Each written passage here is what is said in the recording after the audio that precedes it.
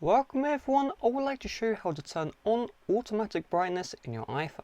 So the first step is open up the settings app, scroll all the way down and then tap on display and brightness. Check if you have an option which says automatic brightness.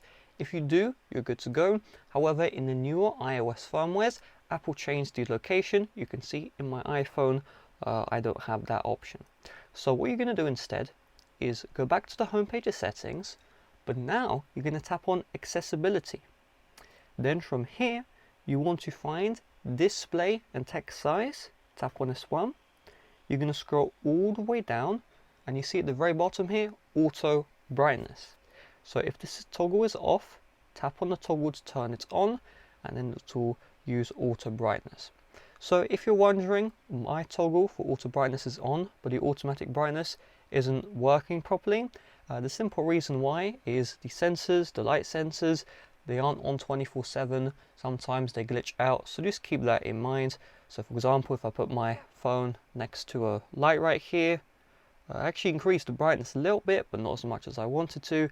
That's just how auto brightness goes, okay? So you just may have to manually change the brightness and eventually it will fix itself.